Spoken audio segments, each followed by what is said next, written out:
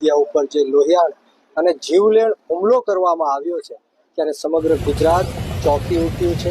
સમગ્ર ગુજરાતના 18 વરણમાં રોષ જાગ્યો છે. ત્યારે હું હનુમંત હોસ્પિટલ ખાતે મુલાકાત લેવા માટે આવ્યો હતો. મારી સાથે તાલાલાથી દેવેન્દ્રભાઈ સોલંકી, મારી સાથે તારાપુરથી વિજયભાઈ અને સમગ્ર ટીમ, બોટાદ હોય, જસદણ હોય, વાંકાનેર હોય, અલગ અલગ પંથકમાંથી અમે લોકો આજે નવનીતભાઈની મુલાકાત લેવા માટે આવ્યા છીએ. વિશેષ વાત એ છે કે પીઆઈની બદલી કરવાથી નવનીતભાઈ બાલદિયાને ન્યાય નથી મળવાનો. પીઆઈની બદલી કરીને ભાવનગર મૂકવામાં આવ્યા, એ તો એક જાતનું પ્રમોશન થયું. પીઆઈની વિરુદ્ધમાં એફઆઈઆર પણ દાખલ થવી જોઈએ. એમને ગેરરીતિ રાખી છે, મોટા માથાને છુપાવવાની કોશિશ કરી છે, આ કેસ છે ડાયવર્ટ કરવાની વાત કરી છે.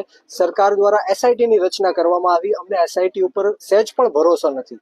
આની પહેલા ભૂતકાળમાં અનેક બનાવોમાં એસઆઈટીની સરકારે રચના કરી, પણ આજ દિન સુધી કોઈને પણ ન્યાય મળ્યો નથી કે કોઈને પણ જેલ હવાલે કરવામાં આવ્યા નથી. ત્યારે આ મુદ્દાને લઈને સમાજની અને નવનીતભાઈની એવી માંગ છે કે આ એફઆઈઆરમાં 307 જેવી કલમો ઉમેરવામાં આવે.